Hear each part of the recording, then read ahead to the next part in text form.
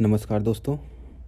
आज हम कक्षा 10 आर्थिक विकास की समझ यानी अर्थशास्त्र की पाठ्यपुस्तक से अध्याय 5 उपभोक्ता अधिकार इसको पढ़ेंगे। तो पिछले अंक की तरह आवश्यकता अनुसार बीच बीच में आपको एक्सप्लेन किया जाएगा, और अदरवाइज़ जैसा आपको पता है इसका जो व्याख्या खंड है, व्याख्या का भाग है, वो अलग से आएगा। जहाँ पे अगर आपको कोई दिक्कत होती है तो आप वहाँ हमें बता सकते हैं, तो हम वहाँ पे आपको अलग से भी वीडियो बनाकर जानकारी देंगे। तो चलिए प्रारंभ करते हैं। अध्याय 5 उपभोक्ता अधिकार। उपरोक्त संग्रह उपभोक्ता न्यायालय के निर्णयों के कुछ समाचारों के नमूने हैं। इन मामलों में लोग उपभोक्ता अदालत में क्यों गए? ये निर्णय इसलिए दिए गए क्योंकि कुछ लोग न्याय पाने के लिए दृढ़ एवं संघर्षरत रहे। किस तरह वे न्याय को पाने के लिए तरसते रहे। इससे भी अधिक महत्वपूर्ण यह है कि जब उन्हें लगा कि उनके साथ गलत हुआ है तो विक्रेताओं से यथोचित व्यवहार प्राप्त करने के लिए वे अपने उपभोक्ता अधिकार का प्रयोग कैसे कर सकते हैं। तो ये यहाँ पे आपको उपभोक्ता अधिकार की बात की जा रही है। जो कंज्यूमर के राइट्स हैं, अगर उनके कोई राइट्स अगर का उल्लंघन किया जाता है कंपनियों द्वारा, या जो भी सामान बनाने वाले फैक्ट्रियाँ हैं, तो उनके खिलाफ़ कैसे वो अपने अधिकार के लिए उपभोक्ता न्यायालय में जा सकते हैं, ये सारी जानकारी इस पाठ में आपको मिलेगी। तो बाज़ार में उपभोक्ता कौन है? जो सामान खरीदता है। जैसे आप अगर कोई सामान खरीद रहे हैं और उसका उपभोग कर रहे हैं। बाज़ार में उपभोक्ता। बाज़ार में हमारी भागीदारी उत्पादक और उपभोक्ता दोनों रूपों में होती है। वस्तुएं एवं सेवाओं के उत्पादक के रूप में हम पहले वर्णित कृषि उद्योग या सेवा जैसे क्षेत्रों में कार्यरत हो सकते हैं। उपभोक्ताओं की भागीदारी बाजार में तब होती है जब वे अपनी आवश्यकता अनुसार वस्तुओं या सेवाओं को खरीदते हैं। उपभोक्ता के रूप में लोगों द्वारा उपभोग किए जाने वाली ये अंतिम वस्तुएं होती हैं। तो एक होता है ग्राहक, एक होता है कस्टमर, एक कंज्यूमर। इंग्लिश में 2 वर्ड हैं, कंज्यूमर और कस्टमर। तो कस्टमर ज़रूरी नहीं है कि कंज्यूमर हो, लेकिन कंज्यूमर कौन हुआ?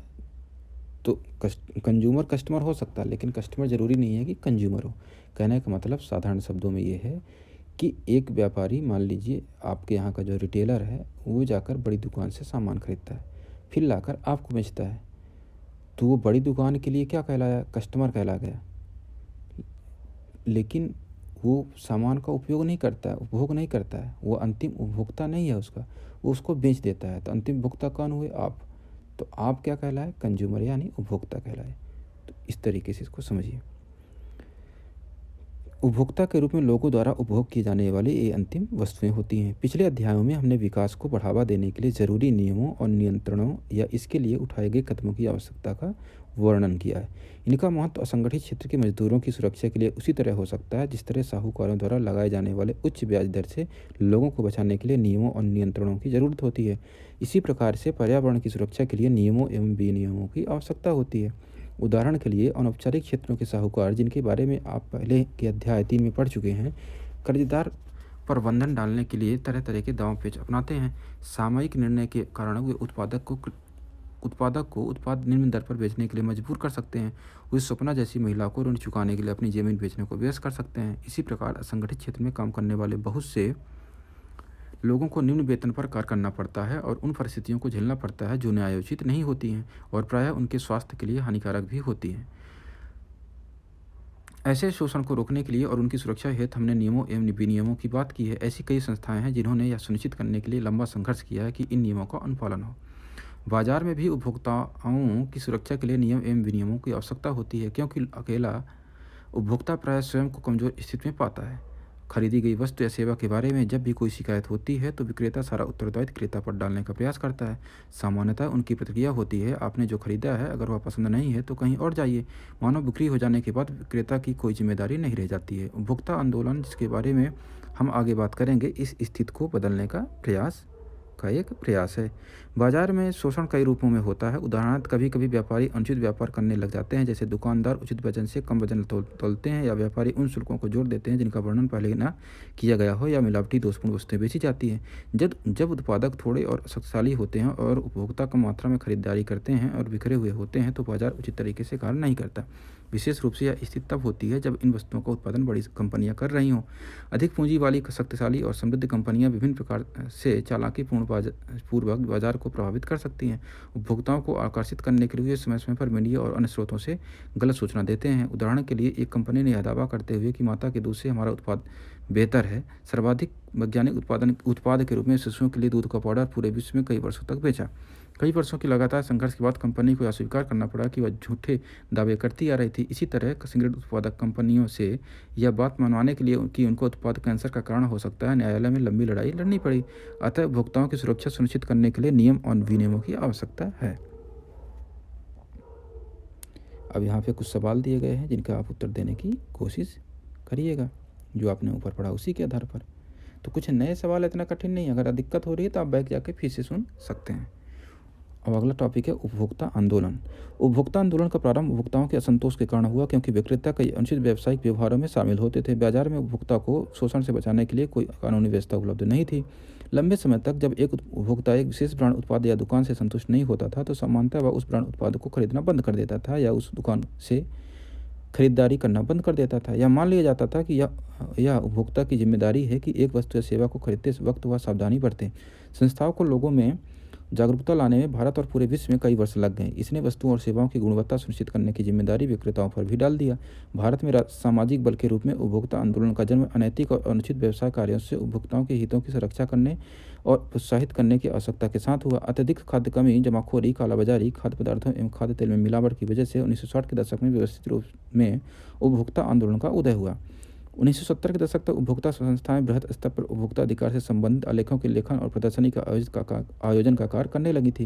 उन्होंने सड़क यात्री परिवहन में अत्यधिक भीड़भाड़ और राशन दुकानों में होने वाले अनुचित कार्यों पर नजर रखने के लिए उपभोक्ता दल बनाया। हाल में भारत में उपभोक्ता दलों की संख्या में भारी वृद्धि हुई है। उपभोक्ता इंटरनेशनल। अब अंतर्राष्ट्रीय स्तर पर उपभोक्ता के अधिकारों के संरक्षण के लिए क्या प्रयास किए जा रहे हैं, कौन सी संस्थाएं हैं, इसके बारे में बात की जाएगी। 1985 में संयुक्त राष्ट्र ने उपभोक्ता सुरक्षा के लिए संयुक्त राष्ट्र के दिशा निर्देशों को अपनाया या उपभोक्ताओं की सुरक्षा के लिए उपयुक्त तरीके अपनाने हेतु राष्ट्रों के लिए ऐसा करने के लिए अपनी सरकारों को मजबूर करने हेतु उपभोक्ता की वकालत करने वाले समूह के लिए एक हथियार था। अंतर्राष्ट्रीय स्तर पर यह उपभोक्ता आंदोलन का आधार बना। आज उपभोक्ता इंटरनेशनल 115 से भी अधिक देशों के 220 संस्थाओं का एक संरक्षक संस्था बन गया है। इन सभी प्रयासों के परिणाम स्वरूप यह आंदोलन बृहत स्तर पर उपभोक्ताओं के हितों के खिलाफ और अनुचित व्यवसाय शैली को सुधारने के लिए व्यावसायिक कंपनियों और सरकारों दोनों पर दबाव डालने में सफल हुआ। 1986 में भारत सरकार द्वारा एक बड़ा कदम उठाया गया। यह उपभोक्ता सुरक्षा अधिनियम 1986 कानून का बनना था, जो कोपरा COPRA के नाम से प्रसिद्ध है। आप COPRA के बारे में आगे पढ़ेंगे। अब इसके आधार पर 2 सवाल है जिनका आप उत्तर देने की कोशिश करिएगा। उपभोक्ता अधिकार। अगला टॉपिक, सुरक्षा सबका अधिकार है। रेजी का कष्ट। एक उदाहरण लिया गया है। रेजी मेथु कक्षा 9 का एक स्वस्थ लड़का केरल के एक निजी चिकित्सालय में टॉन्सिल निकलवाने के लिए भर्ती हुआ। एक ENT सर्जन ने सामान्य बेहोशी की दवा देकर टॉन्सिल निकालने के लिए ऑपरेशन किया। अनुचित बेहोशी के कारण रेजी में दिमागी असमानता के लक्षण आ गए, जिसकी वजह से वह जीवन भर के लिए अपंग हो गया। उसके पिता ने सेवा में चिकित्सा की गलती और लापरवाही के लिए राज्य उपभोक्ता विवाद निवारण समिति में 5 लाख के मुआवजे का दावा किया। राज्य समिति ने यह कहकर मामला खारिज कर दिया कि सबूत पर्याप्त नहीं है। रेजी के पिता ने दिल्ली स्थित राष्ट्रीय उपभोक्ता निवारण समिति में पुनः अपील की। मामले की जांच करने के बाद राष्ट्रीय समिति ने अस्पताल को चिकित्सक में लापरवाही का दोषी पाया और हर्जाना देने का निर्देश दिया। रेजी की व्यथा यह साबित करती है कि कैसे एक अस्पताल में चिकित्सकों और कर्मचारियों द्वारा बेहोश करने में लापरवाही के कारण एक छात्र जिंदगी भर के लिए अपंग हो जाता है। जब हम एक उपभोक्ता के रूप में बहुत सी वस्तुओं और सेवाओं का उपयोग करते हैं, तो हमें वस्तुओं के बाजारीकरण और सेवाओं की प्राप्ति के खिलाफ सुरक्षित रहने का अधिकार होता है, क्योंकि ये जीवन और संपत्ति के लिए खतरनाक होते हैं। उत्पादकों के लिए आवश्यक है कि वो सुरक्षा नियमों और विनियमों का पालन करें। ऐसी बहुत सी वस्तुएं और सेवाएं हैं जिन्हें हम खरीदते हैं, तो सुरक्षा की दृष्टि से खास सावधानी की जरूरत होती है। उदाहरण के लिए प्रेशर कुकर में एक सेफ्टी वाल्व होता है, जो यदि खराब हो तो भयंकर दुर्घटना का कारण हो सकता है।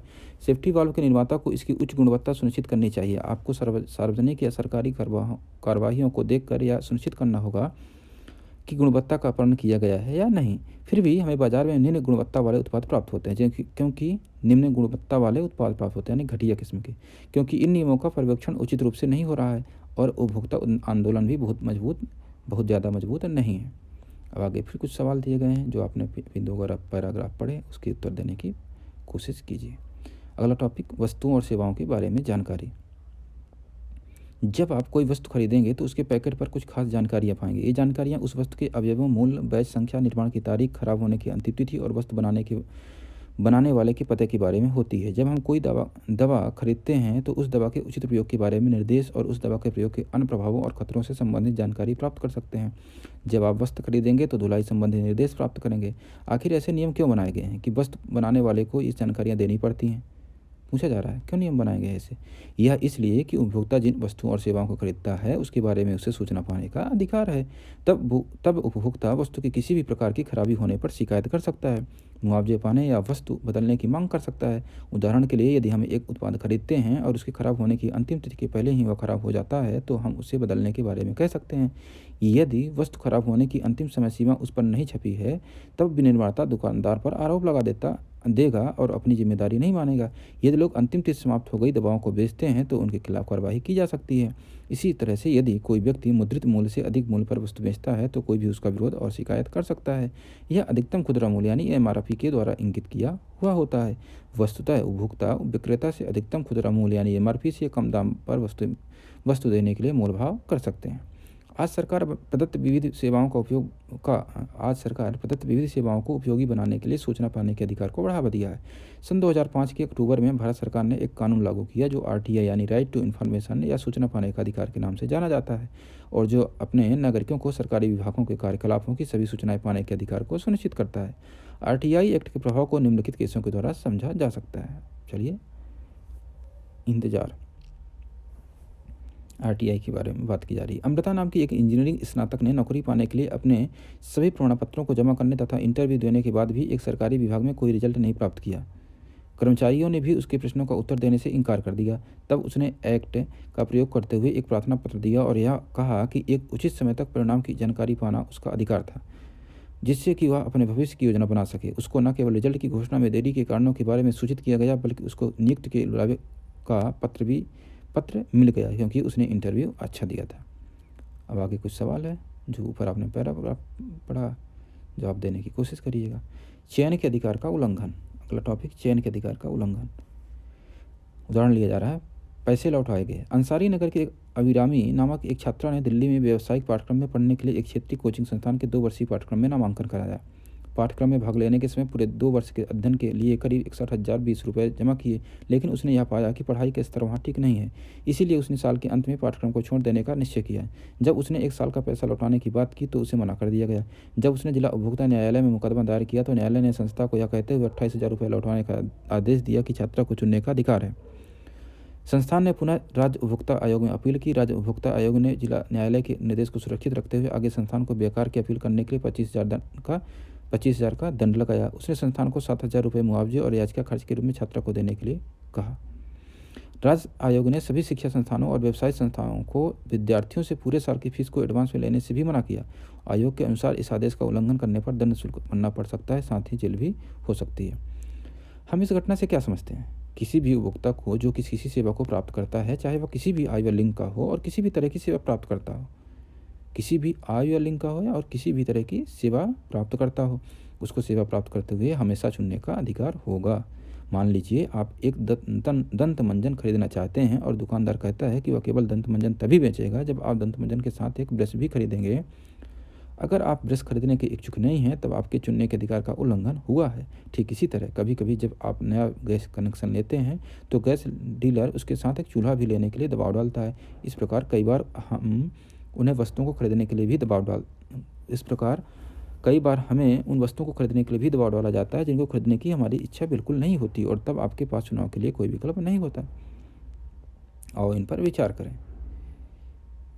अभी इस तरीके के कुछ जो छूट वगैरह से चीज़ें होती हैं उसके बारे में आपको बात की जा रही है।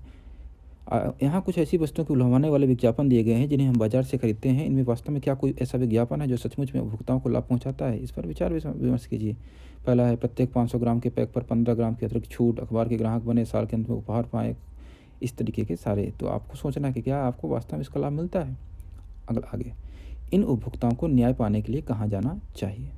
रेजी मैथ्यू और अभिरामी के प्रकरणों को पुनः पढ़ें जो पिछले अध्यायों में दिया जा चुका है। ये कुछ उदाहरण हैं जिनमें उपभोक्ताओं के अधिकारों की अवहेलना की गई है।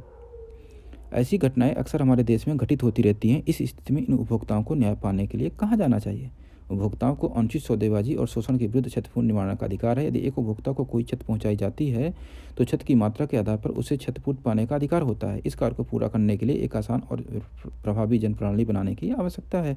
उपभोक्ता उपयुक्त उपभोक्ता केंद्र के सम्मुख अपनी शिकायत दर्ज करा सकता है, स्वयं किसी वकील के साथ अथवा वकील की सेवा के बिना। आप यह जानने के लिए इच्छुक होंगे कि कैसे एक पीड़ित व्यक्ति अपनी क्षतिपूर्ति प्राप्त करता है। अब हम श्री प्रकाश के मामले को लेते हैं। इन्होंने अपनी बेटी की शादी के लिए अपने गांव एक मनी ऑर्डर भेजा। उनकी बेटी को जब इन पैसों की ज़रूरत थी तब पैसे नहीं प्राप्त हुए, यहाँ तक कि महीनों बाद भी नहीं पहुँचे। प्रकाश ने नई दिल्ली की एक जिला स्तर के उपभोक्ता अदालत में मुकदमा दर्ज किया। उन्होंने जो कदम उठाए वो सभी विस्तार से नीचे दिए जा रहे हैं। देखिए कैसे यहाँ पे स्टेप्स दिए गए हैं कि कैसे कैसे होता है। तो आप इस चित्र के माध्यम से 1 2 3 4 5 6 7 8 और 9 स्टेप में आप इसको देख सकते हैं। भारत में उपभोक्ता आंदोलन ने विभिन्न संगठनों के निर्माण में पहल की है, जिन्हें सामान्यतः उपभोक्ता अदालत या उपभोक्ता संरक्षण परिषद के नाम से जाना जाता है। ये उपभोक्ताओं का मार्गदर्शन करती हैं कैसे उपभोक्ता अदालत में मुकदमा दर्ज कराएं। बहुत से अवसरों पर ये उपभोक्ता अदालत में व्यक्ति विशेष यानी उपभोक्ता का प्रतिनिधित्व भी करते हैं। ये स्वयंसेवी संगठन जनता में जागरूकता पैदा करने के लिए सरकार से वित्तीय सहयोग भी प्राप्त करते हैं। यदि आप एक आवासीय कॉलोनी में रहते हैं तो आपने निवासी कल्याण संघ का नाम पट्ट अवश्य देखा होगा। यदि उनके किसी सदस्य के साथ कोई अनुचित व्यावसायिक कार्रवाई होती है तो उनकी तरफ से संस्था मामले को देखती है। कोपरा के अंतर्गत उपभोक्ता विवाद के निपटारे के लिए जिला, राज्य और राष्ट्रीय स्तरों पर यानी 3 पर एक त्रिस्तरीय न्यायिक तंत्र स्थापित किया गया है। कहाँ जिला, राज्य और राष्ट्रीय। जिला स्तर का न्यायालय, जिसे जिला केंद्र भी कहते हैं, 20 लाख तक के दावों से संबंधित मुकदमों पर विचार करता है। इसमें कुछ संशोधन हुए हैं अभी 2019 में, तो आप इसको अपडेट कर सकते हैं। अभी के लिए इतना मानिए। 20 लाख तक के दावों से संबंधित मुकदमों पर विचार करता है। राज्य स्तरीय अदालत, जिसे राज्य आयोग कहते हैं, 20 लाख से 1 करोड़ तक, और राष्ट्रीय स्तर की अदालत, राष्ट्रीय आयोग, 1 करोड़ से ऊपर की दावेदारी से संबंधित मुकदमों को देखती है। यदि कोई मुकदमा जिला स्तर के न्यायालय में खारिज कर दिया जाता है तो उपभोक्ता राज्य स्तर के न्यायालय में और उसके बाद राष्ट्रीय स्तर के न्यायालय में भी अपील कर सकता है। इस प्रकार अधिनियम ने उपभोक्ता के रूप में उपभोक्ता न्यायालय में प्रतिनिधित्व का अधिकार देकर हमें समर्थ बनाया है। आओ इन पर विचार करें। कुछ सवाल दिए गए, इन पर आप विचार कीजिए। अगला टॉपिक, जागरूक उपभोक्ता बनने के लिए आवश्यक बातें। जब हम विभिन्न वस्तुएं और सेवाएं खरीदते वक्त उपभोक्ता के रूप में अपने अधिकारों के प्रति सचेत होंगे, तब हम अच्छे और बुरे में फर्क करने तथा श्रेष्ठ चुनाव करने में सक्षम होंगे। एक जागरूक उपभोक्ता बनने के लिए निपुणता और ज्ञान प्राप्त करने की जरूरत होती है। हम अपने अधिकारों के प्रति सचेत कैसे हों? निम्नलिखित पृष्ठ और पहले के पृष्ठों के विज्ञापनों को देखें। आप क्या सोचते हैं? कोपरा अधिनियम ने केंद्र और राज्य सरकारों में उपभोक्ता मामले के अलग विभागों को स्थापित करने में मुख्य भूमिका अदा की है। आप जो विज्ञापन देख चुके हैं वह एक उदाहरण है, जिसके द्वारा सरकार कानूनी प्रक्रिया के बारे में नागरिकों को अवगत कराती है, जिसका वे प्रयोग कर सकें। अपने टेलीविजन चैनलों पर भी ऐसे विज्ञापन देखे होंगे। ISI और एग मार्क, बात की जा रही है कि क्या होता है ISI मार्क या एग मार्क क्या होता है। विभिन्न वस्तुएं खरीदते समय आपने आवरण पर लिखे अक्षरों ISI, एग मार्क या हॉल मार्क के शब्द चिन्ह, लोगो को अवश्य देखा होगा। जब उपभोक्ता कोई वस्तु या सेवाएं खरीदता है तो ये शब्द चिन्ह यानी लोगो और प्रमाणिक चिन्ह उन्हें अच्छी गुणवत्ता सुनिश्चित कराने में मदद करते हैं। ऐसे संगठन जो कि अनुवीक्षण तथा प्रमाण पत्रों को जारी करते हैं, उत्पादकों को उसके द्वारा श्रेष्ठ गुणवत्ता पालन करने की स्थिति में शब्द चिन्ह यानी लोगों को प्रयोग करने की अनुमति होती है। यदि ये संगठन बहुत से उत्पादों के लिए गुणवत्ता का मानदंड विकसित करते हैं, लेकिन सभी उत्पादकों का इन मानदंडों का पालन करना जरूरी नहीं होता। यद्यपि ये संगठन बहुत से उत्पादों के लिए गुणवत्ता का मानदंड विकसित करते हैं, लेकिन सभी उत्पादकों का इन मानदंडों का पालन करना जरूरी नहीं होता। फिर भी कुछ उत्पाद जो उपभोक्ता की सुरक्षा और स्वास्थ्य को प्रभावित करते हैं या जिनका उपयोग बड़े पैमाने पर होता है, जैसे कि LPG सिलेंडर्स, खाद्य रंग एवं उसमें प्रयुक्त सामग्री, सीमेंट बोतल बंद पेयजल आदि, इनके उत्पादन के लिए यह अनिवार्य होता है कि इस उत्पादक इन संगठनों से प्रमाण पत्र प्राप्त करें। अब आगे कुछ प्रश्न दिए गए हैं, आप इनके उत्तर देने की कोशिश करिएगा। उपभोक्ता आंदोलन को आगे बढ़ाने के संबंध में 24 दिसंबर को भारत में राष्ट्रीय उपभोक्ता दिवस के रूप में मनाया जाता है। 1986 में इसी दिन भारतीय संसद ने उपभोक्ता संरक्षण अधिनियम पारित किया था। भारत उन देशों में से एक है जहां उपभोक्ता संबंधित समस्याओं के निवारण के लिए विशिष्ट न्यायालय है।